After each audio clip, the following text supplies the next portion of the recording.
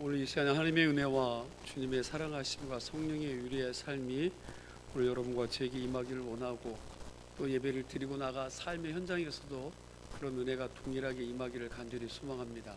지금으로부터 4,300년 전 이스라엘 백성들은 하나님의 은혜로 출애굽을 해서 홍해를 기적처럼 건넜습니다. 그리고 광야에서 40년간 온갖 고생을 하다가 마침내 요단강을 건넜습니다.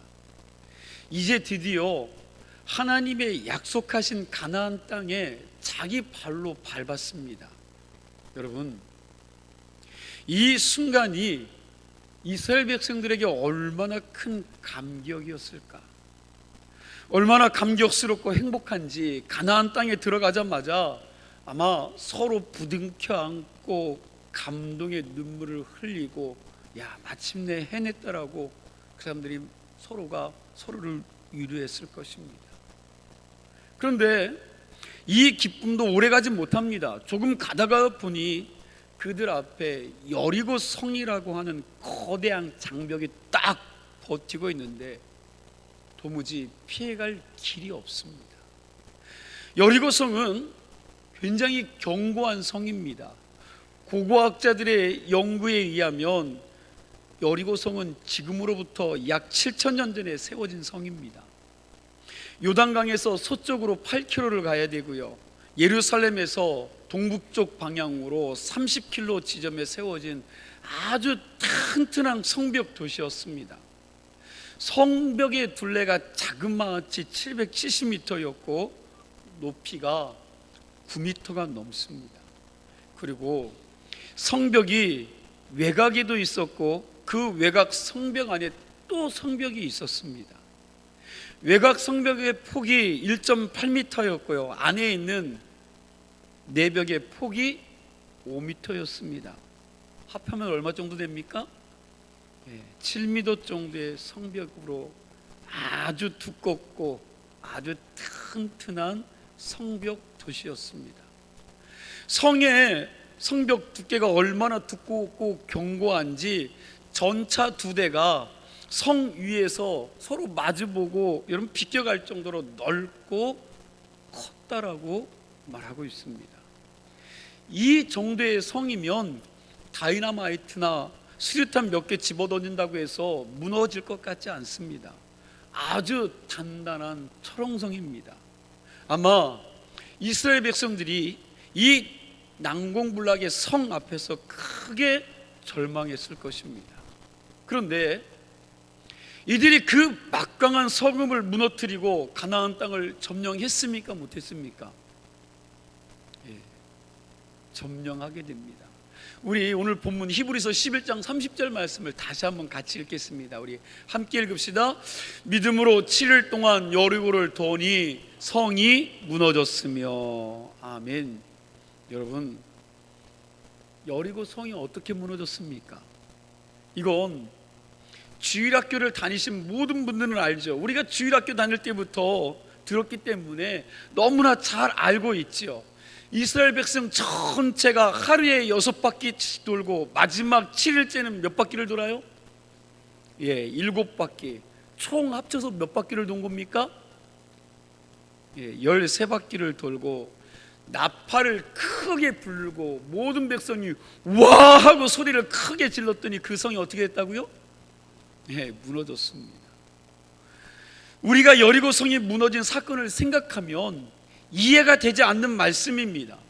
이 초롱성을 무너뜨리는 하나님의 방법이 이해하기가 쉽지 않습니다. 이 내용이 여호수아 6장에 자세하게 기록하고 있는데 이스라엘 백성들이 여리고성을 도는데 순서가 어떻습니까? 제일 앞선에서는 무장한 군사들이 섰고요, 그리고 두 번째 줄에는 제사장들이 서서 제사장 7이 양강나팔을 불면서 그들이 그 안에 섰고, 그리고 그 다음에는 법궤죠. 법궤를 들고 섰습니다. 그리고 맨 마지막 줄에는 무장한 군사들이 또 맨 뒤에 섰고, 그 맨 마지막 무장한 군사들 바로 앞에 누가 섰어요? 이스라엘 백성들이 같이 돌았겠죠.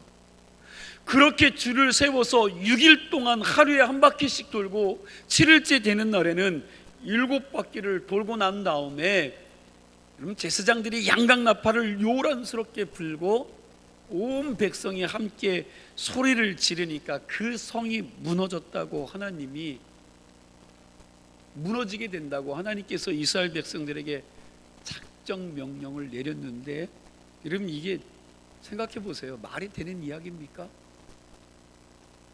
아까도 말씀드렸듯이 여리고 성은 여러분 굉장히 단단한 성입니다. 날림 공사 세우듯이 세운 성이 아닙니다. 성벽의 폭이 자그마치 7m이고 높이는 9m 이상이라고 말했습니다. 이런 성이 많은 사람들이 그렇게 7일 동안 13바퀴를 돈다고 해서 무너져 내리겠습니까?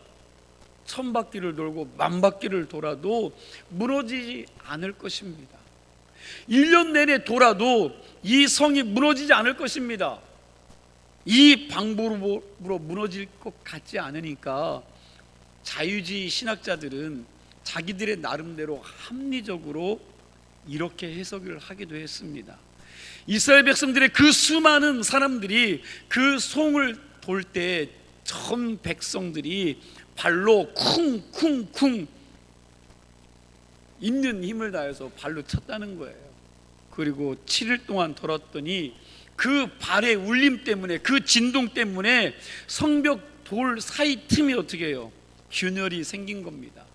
그 틈에다가 마지막으로 백성들이 힘을 모아서 와 하고 소리 지르니까 어떻게 했다고요? 그 소리 때문에, 그 진동 때문에 무너졌다고 합니다. 이게 인간적인 이성으로 여러분 도무지 이해가 안 되니까 이런 엉뚱한 해석을 하는 것입니다. 세계 전쟁사 어디를 보아도 적군의 성을 무너뜨리는데 이런 전술로 무너뜨렸다는 기록이 없습니다. 여리고 성은 끝까지 순종한 이스라엘 백성들의 믿음을 보고 누가 무너뜨렸어요? 하나님이 하신 거예요. 인간이 한 것이 아니라 하나님이 무너뜨린 것입니다. 우리 한번 따라해 보시기 바랍니다. 끝까지 순종하라. 사실 이 하나님의 명령은 순종하기 쉬운 일이 아닙니다. 여호수아 혼자에게 명령한 것이라면 여호수아는 믿음이 좋은 사람이라 잘 순종할 수 있었겠지만 이 명령은 이스라엘 온 백성들이 순종해야 될 명령입니다. 그런데 이스라엘 백성들이 이해할 수 없는 이 명령에 모두가 순종을 했을까요? 안 했을까요? 순종을 한 것입니다. 말도 되지 않은 이야기라고 생각했을지 모르나 어떤 토 하나 달지 않고 7일 동안 끝까지 잘 순종했던 것입니다. 그러자 하나님의 역사가 나타났습니다. 여리고성은 우리의 이성으로는 말도 안 되는 하나님의 명령에 끝까지 완벽하게 순종한 이스라엘 백성들의 행위를 보시고 하나님이 무너뜨리신 겁니다. 그리고 그 놀라운 기적의 배후에는 이스라엘 백성들의 믿음이 숨어 있었던 것입니다.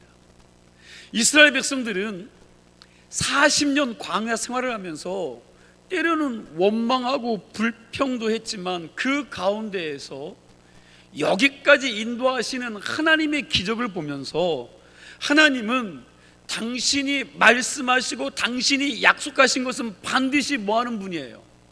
그렇죠, 지키시는 분이라는 사실을 경험으로 알고 믿게 되었습니다. 하나님의 신실하심을 믿은 믿음이 이들에게 생겨난 것입니다. 그래서 이스라엘 백성들은 말도 안 되는 하나님의 명령에 대한 판단을 멈추고 그 말씀을 듣고 끝까지 순종한 것입니다. 그걸 보시고 하나님이 기적을 일으키신 것입니다. 믿음이 부족하면 입이라도 다물고 있어야 합니다.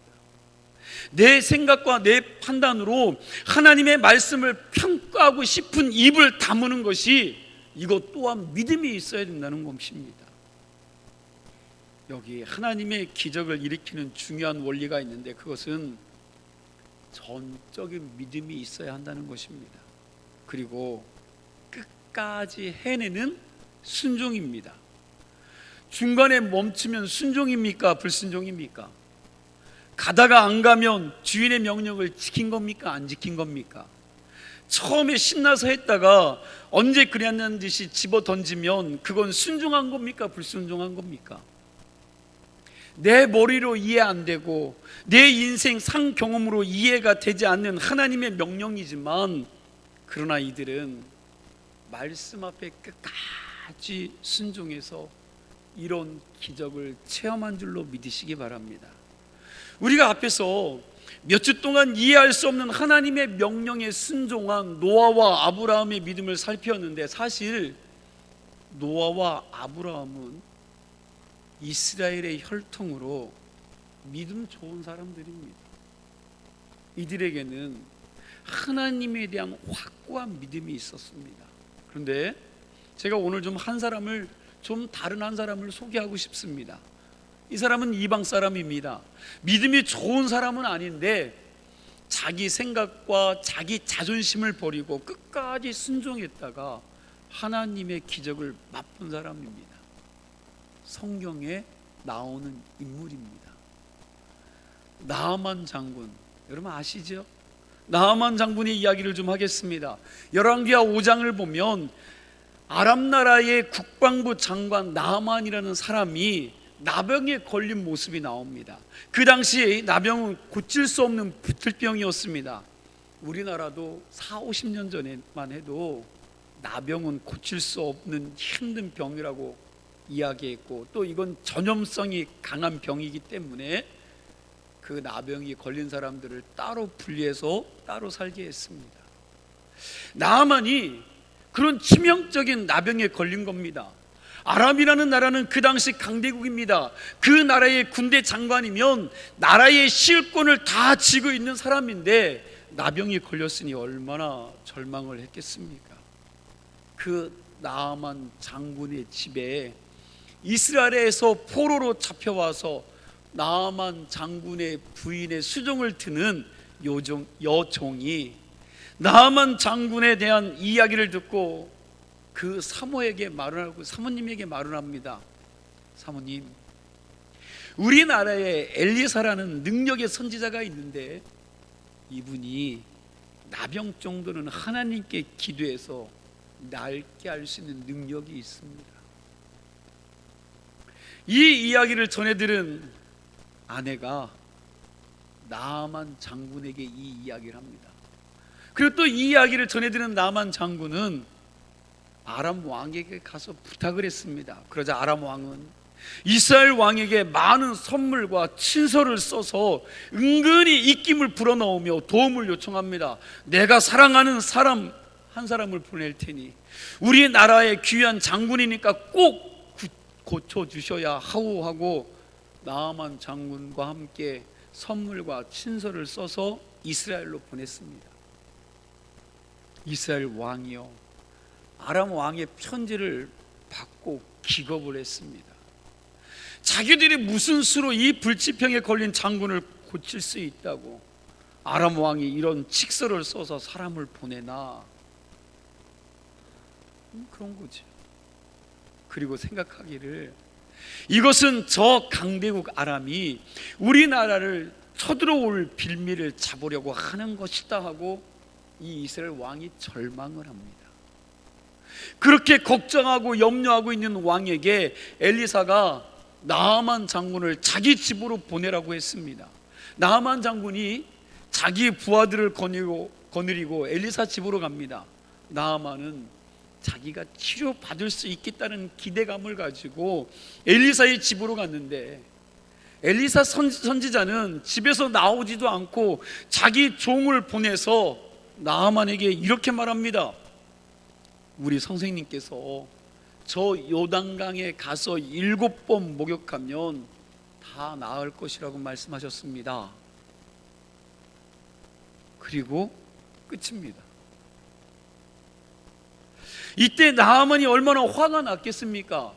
내가 그래도 이스라엘보다 훨씬 강한 아람 나라의 국방부 장관으로 왕의 칙서를 가지고 고침을 받으려고 먼 길을 왔는데 엘리사라는 인간은 나오지도 않고 자기 몸종을 보내서 달랑 한마디를 했으니, 여러분, 이 장군이 마음이 상한 것입니다. 나아만은 내가 나병만 안 걸렸어도 저 인간한테 이런 수모를 겪지 않았을 것이라고 분노했습니다.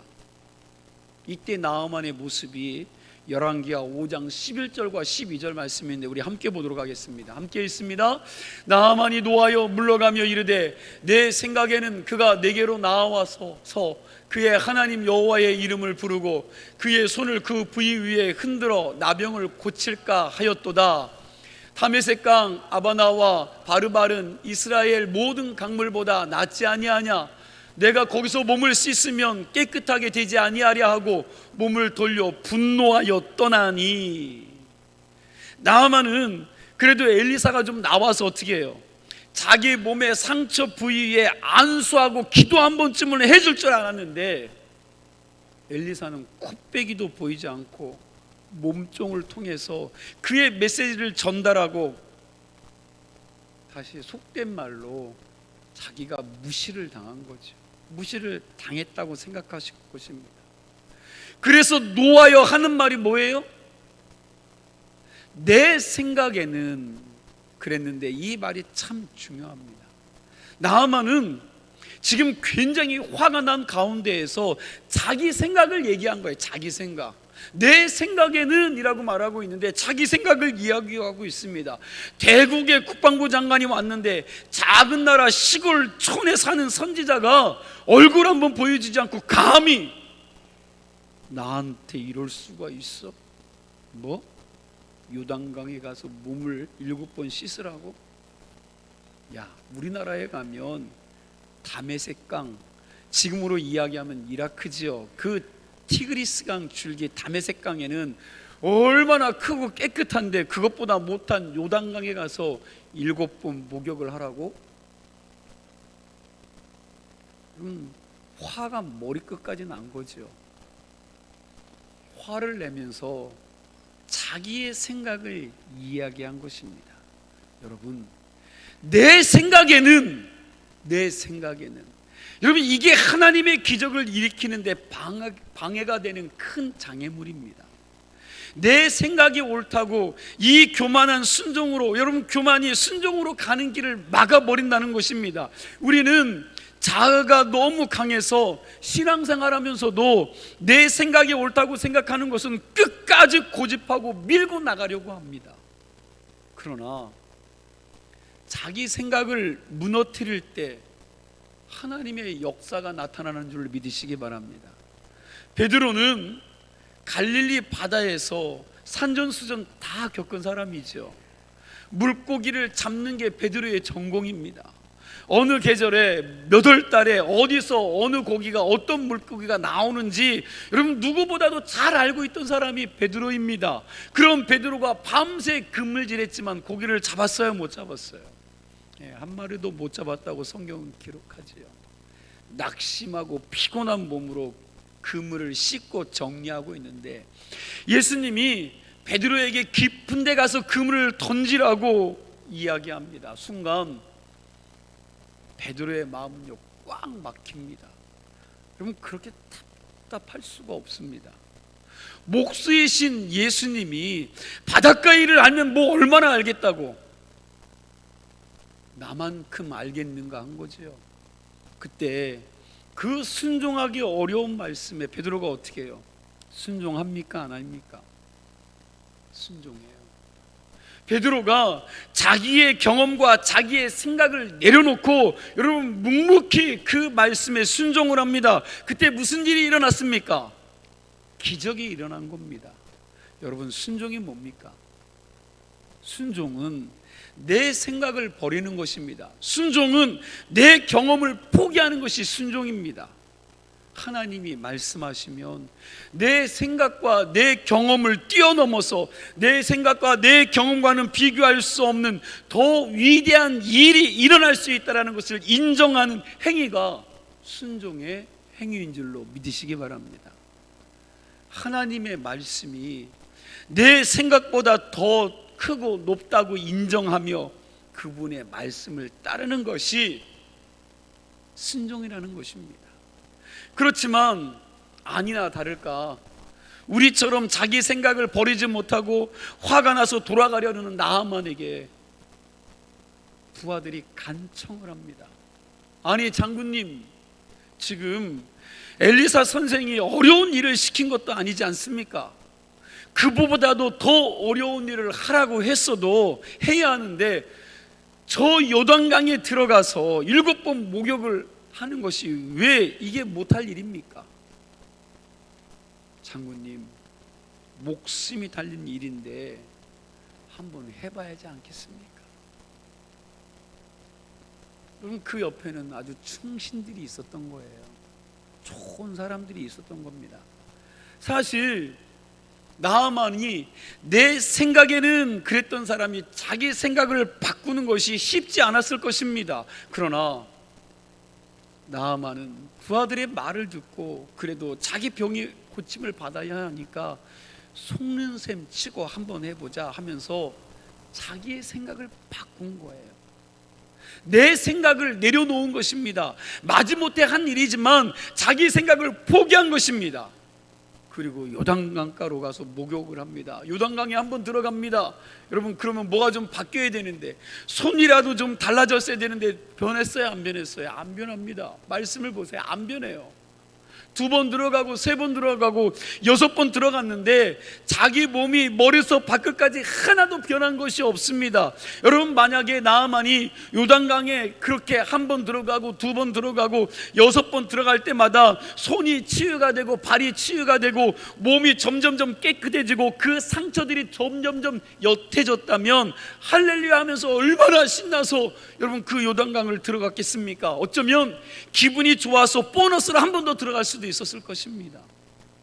그런데 하나님의 역사는 그렇게 일어나지 않더라는 거예요. 요단강에 6번까지 들어갔는데도 몸은요 똑같이 그대로였습니다.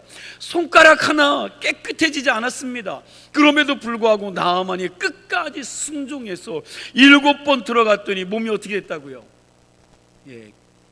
깨끗하게 치료되어서 여러분 그 몸이 깨끗하게 치료된 거예요. 만일 나아만이 요단강에서 6번까지 들어갔다가 에이 소용없네, 별 볼 일 없구만, 마지막 한 번을 더 들어가지 않았다면 치료받을 수 있었을까요? 기적은 일어나지 않았을 것입니다. 나아만은 기분이 나빠지고 그리고 의심도 했지만 그럼에도 불구하고 자기 생각을 내려놓고 끝까지 들어갔기에, 끝까지 순종했기에 하나님의 기적의 역사를 본 줄로 믿으시기 바랍니다. 사실 우리는 끝까지 하는 것을 잘 못해요. 1번, 2번, 3번까지는 순종 잘하는 것 같습니다. 그러나 7번, 여러분 이 7이라는 숫자는요 완전을 뜻하지요. 끝까지 순종하는 것을 말합니다. 그런데 이 끝까지 순종하는 것을 잘 못합니다. 여러분, 악한 마귀가 항상 우리를 어떻게 무너뜨리는지 아십니까? 이렇게 속삭이죠. 생각해봐, 내가 5년, 10년, 30년, 40년 순종했는데도 야 뭐가 변한 게 있어? 뭐가 된 게 있어? 그러면서 여러분 자꾸 옆에서 시험 들게 만듭니다. 한 번 더 요단강 들어가면 되는데, 한 바퀴만 더 돌면 되는데, 한 번만 더 생각을 내려놓으면 되는데, 마지막 한 번 더 순종하면 되는데 그거 한 번 못하게 해서 우리가 하나님의 기적을 체험하지 못하게 만든다라는 거예요. 여러분이 마침내 기적을 베푸시는 하나님을 만나기 위하여서는 끝까지 순종할 수 있기를 바랍니다. 끝까지 해야 역사가 일어나는 줄로 믿으시기 바랍니다. 끝까지 순종하는 사람이 나아만과 같이 하나님의 축복과 하나님의 은혜를 맛볼 수 있는 줄로 믿으시기 바랍니다. 이스라엘 백성들은 7일 동안 여리고 성을 돌면서 우리가 이렇게 돈다고 해서 철옹성이 무너질까 하는 생각을 했을 것입니다. 그러나 그들은 입으로 아무런 말도 하지 않고 마지막 7째 날 6바퀴까지 돌았습니다. 그런데 성벽에 있는 여러분 벽돌 하나 빠지지 않았습니다. 아무 일도 일어나지 않은 것입니다. 그럼에도 불구하고 끝까지 남은 한 바퀴를 돌고 나서 크게 소리를 지르니까 거기에 하나님의 기적의 역사가 일어난 것입니다. 그 단단한 초롱성이 무너진 것입니다. 이스라엘 백성들이 성을 도는 동안 마음으로는 의심했을지도 모릅니다. 마음으로 오락가락했을지도 모릅니다. 이 뜨거운 땡볕 아래에 이걸 7일 동안 어떻게 도느냐 하며 생각했을지도 모릅니다. 그런데 그런 의심을 하나님 말씀으로 붙들고 믿음으로 누르고 끝까지 순종하니까 거기에 하나님의 능력이 나타난 줄로 믿으시기 바랍니다. 우리가 끝까지 순종하려면 끈기가 있어야 합니다. 갈멜산에서 3년 6개월 동안 비가 안 온 유대 땅을 위해서 엘리야 선지자가 7번 하나님 앞에 기도를 했습니다. 처음에는 자기 무릎 사이에 얼굴을 집어넣고 하나님, 너무나 오랜 세월 비가 안 와 땅이 갈라지고 짐승들이 쓰러지고 사람들의 마음이 타들어갑니다. 비를 내려 주시옵소서 간절히 기도했습니다. 그리고 눈을 뜨고 하늘을 보았는데 구름이 한 점도 없습니다. 그렇게 2번, 3번, 7번 죽기 살기로 끈질기게 기도했더니 하늘 한쪽 끝에서 손바닥만한 구름이 하나가 떠오르더니 뭐가 내려요? 비가 내리기 시작했습니다. 뭡니까? 엘리야의 끈질긴 기도 때문에 놀라운 일들이 일어난 겁니다. 나아만 장군도 화가 났지만 자기 자존심, 자기 생각을 내려놓고 자기 몸을 요단강에 7번 들어갔더니 끝까지 순종했더니 그 몸에서 문둥병이 떠나가고 그 피부가 어린 아이의 피부가 되었다고 성경은 말씀합니다. 그러므로 여러분 끝까지 순종하시기 바랍니다. 끈기를 가지고 순종하시기 바랍니다. 그 문제가 풀릴 때까지 하나님께서 약속하신 말씀을 붙들고 내 생각을 내려놓고 하나님 바라보면서 끝까지 순종하고 나아갈 때 하나님께서 그리고 그 문제를 반드시 해결해 주시리라 믿습니다. 여리고 성은 이스라엘 백성들의 끝까지 순종하는 믿음을 통해 무너진 것입니다. 여리고성을 무너뜨린 두 번째 비결은 지난주에도 말씀을 드렸는데 침묵하는 믿음입니다. 한 번만 더 따라 하시죠. 침묵하는 것도 믿음이다. 침묵도 하나님 말씀에 순종해서 나타나는 행위입니다. 우리 여호수아 6장 10절 말씀을 함께 보겠습니다. 여호수아 6장 10절 말씀입니다. 함께 읽습니다. 여호수아가 백성에게 명령하여 이르되 너희는 외치지 말며 너희의 음성을 들리게 하지 말며 너희 입에서 아무 말도 내지 말라. 그리하다가 내가 너희에게 명령하여 외치라 하는 날에 외칠지니라 하고. 너희 입에서 말을 하래요, 하지 말래요? 너희 입에서 아무 말도 내지 말라. 너희들이 여리고 성 돌 때 입 다물고 침묵할 것이다 라고 말씀하고 있습니다. 여러분 한번 이 모습을 상상해 보시고 생각해 보세요. 우리가 그 자리에 있었다고 생각해 봅시다. 우리 교인들에게 하나님이 여리고성 돌듯이 그렇게 주문진 땅을 돌라고 하셔서 우리 전교인들이 돌기 시작합니다. 첫째 날 한 바퀴를 돌았습니다. 그런데 아무 일도 일어나지 않습니다. 그리고 그 다음 날 또 돌려고 하는데 누군가가 한마디 안 하겠습니까? 이때 누군가가 불평하기 시작하겠지요. 아마 자기가 제일 똑똑하다고 머리 좋다고 생각하는 사람이 한마디 했겠지요. 야, 이게 이성적으로 말이 되는 이야기냐? 이게 논리적으로 말이 되느냐? 니들 멍청한 거냐 미련한 거냐? 여러분 그러면 그 불평의 바이러스는요 금방 전 교인들에게 전염이 되고 퍼져서 모두가 불평하고 원망할 것입니다. 우리가 거기에 있었다면 며칠이나 순종하고 여리고를 돌았을까요? 여러분 사람들이 신앙생활하면서 자주 실패하는 게 뭔지 아십니까? 우리가 하나님의 말씀을 잘 순종하며 살아가다가도 어디에서 실패를 합니까? 우리는 어느 정도까지는 하나님의 말씀을 잘 순종하다가 어느 임계점에 이르면 그 시점에서는 내 마음에 들지 않을 때 뭔가 따지고 불평하다가 그동안 쌓아놓은 것까지도 다 잃어버립니다. 다 까먹습니다. 그리고 한 걸음 더 나아가 나의 부정적인 말과 불평이 주변 사람들에게 영향력을 미치기 시작하면서 나만 죽으면 되는데 그 사람까지 하나님의 말씀에 순종하지 못하게 하고 믿음 안에 서지 못하게 만들어 버린다는 것입니다. 제가 지금 하고자 하는 말은 이겁니다. 우리가 신앙생활하면서 하나님의 능력을 체험하는 교회 공동체가 되려면 하나님의 말씀과 하나님의 뜻이 내 생각과 내 경험에서 이해되지 않더라도 때로는 침묵할 줄 알아야 한다는 것입니다. 이때는 차라리 내 생각을 얘기 안 하는 것이 지혜일 수 있습니다. 지금 상황에서 우리 교회 공동체가 그런 일을 추진하는 것이 내가 보기에는 말도 안 되는 이야기 같지만 여러분 그 일을 못 따라오겠거든. 때로는 침묵하는 것이 은혜라는 것입니다. 그런 공동체 속에서 하나님이 함께 하시는 능력이 나타나리라 믿습니다. 지난주에 살핀 말씀도 마찬가지죠. 그 시퍼런 홍해바다 앞에서 이스라엘 백성들이 얼마나 두려웠을까? 얼마나 두려웠겠습니까? 겁을 먹은 사람들이 여기저기서 원망하고 불평하는 소리를 냈습니다. 그때 모세가 한마디 하죠. 뭐라고요? 여러분 입 다물고 가만히 있으세요. 이제 하나님이 여러분들을 위해서 하실 일들을 좀 가만히 서서 보시기 바랍니다. 하나님이 어떻게 하시는지 보세요. 그랬죠.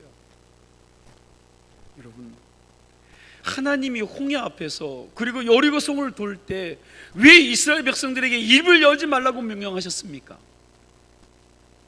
입을 열면 불평하면서 부정적인 말이 나올 것을 뻔히 아셨기 때문입니다.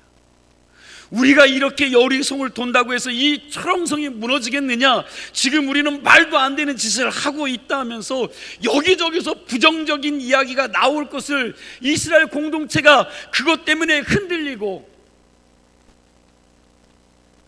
하나님의 일이 이루어지지 않을 것을 하나님은 너무나도 잘 아셨기에 그들의 입을 열지 못하게 하신 것입니다. 그렇게 그들의 입을 닫게 하고 앞에서 말씀드렸듯이 이스라엘 백성들이 잘 볼 수 있게 하나님의 법궤 언약궤를 앞세웠습니다. 이게 무슨 뜻입니까? 이게 무슨 의미일까요? 우리가 잘 알고 있듯이 이 언약궤 안에는 십계명의 돌판 즉 하나님의 약속의 말씀이 들어 있습니다. 하나님이 이 언약을 이스라엘 백성들 앞에 세운 것은 사람들이 하는 말 듣고 부정적인 말 듣고 흔들리지 말고 뭘 붙잡으라고요? 그렇죠. 하나님의 계명이 든 언약궤를 바라보고 약속의 말씀을 붙잡으라고 한 것입니다. 여리고 성을 무너뜨리기 위해서 사람 말 듣지 말고 그들의 말 듣고 흔들리지 말고 입 다물고 하나님 말씀 붙잡고 성을 돌라고 하고 있습니다. 신앙생활하면서 사람들의 말에 좌지우지되는 사람들이 얼마나 많은지 몰라요. 문제가 생기면 약속의 말씀을 들고 기도하는 자리에 서서 하나님의 인도하심을 기대하면서 침묵하며 기다릴 줄 알아야 되는데 그냥 문제가 생기면 사람 찾아가서 동정을 얻고자 합니다. 물론 나보다 믿음 좋은 사람 찾아가서 권면을 듣는 것도 중요합니다. 그러나 세상에는 완전한 사람이 한 사람도 없습니다. 완전하신 분은 하나님 한 분밖에 없는 줄로 믿으시기 바랍니다. 그러므로 여러분 인생 살아가면서 여리고 같은 장벽을 만났을 때 분주하게 사람 찾아다니지 마시고요, 제일 먼저 하나님 앞에 엎드리시는 자들이 되길 간절히 축원합니다. 그리고 누가 무슨 소리를 해도 부정적인 말에 흔들리지 않고 약속의 말씀을 붙드시고 믿음으로 전진해 나아갈 때 하나님께서 체험케 하시는 은혜를 경험하게 되리라 믿습니다. 말씀을 정리합니다. 여러분 믿음이 있는 사람이 어떤 사람입니까? 지금 내 눈에 보이지 않지만 아무것도 안 보여도 그러나 하나님 말씀 붙들고 눈에 보이는 현실보다 하나님이 하실 일들을 믿음으로 더 압도적으로 강력하게 바라보고 기대하는 사람이 믿음 있는 사람인 줄로 믿습니다. 또 중요한 건 이겁니다. 우리가 지금 여기까지 살아올 수 있었던 것은 전적인 하나님의 기적 때문이라는 것을 잊지 말고 기억하라는 거예요. 우리가 지금까지도 여리고와 같은 위기를 만나고 어려운 일을 만났을 때마다 경제적으로 어렵고 몸에 몹쓸 병이 걸려서 힘들고 어려울 때 그 장벽을 뚫고 나아갈 수 없을 때 하나님께서 나를 어떻게 인도해 주셨는지, 내 인생을 지금까지 어떻게 붙들고 오셨는지를 생각하자는 것입니다. 그때 하나님은 나에게 기도하는 사람을 붙여주셨고, 때로는 낙심해 있는 나에게 돕는 자를 붙여주셨고, 그리고 주변에 사랑하는 사람들을 통해서 당신의 음성을 들려주시기도 했습니다. 때로는 하나님이 직접 간섭하셔서 피할 길을 내주시고 그 길을 인도해 가신 줄로 믿습니다. 우리는 하나님께서 나의 과거를 그렇게 에베네셀로 이끌어온 것을 너무나도 잘 알면서도 어려움을 만나면 믿음으로 살지 못하고 또 염려하고 사는 거죠. 심지어 그런 은혜를 누렸음에도 불구하고 또 그거 잃어버리고 원망하고 불평하기까지 합니다. 바라기는 저와 여러분이 믿음장을 통해서 우리 신앙의 선배들을 이끌어 오신 그 하나님, 그리고 내 신앙을 여기까지 이끌어 오신 하나님이 어떤 분인지를 바로 알고 그 하나님을 더 확고하게 붙잡을 수 있는 믿음의 사람들이 다 되시기를 축원합니다. 기도하겠습니다.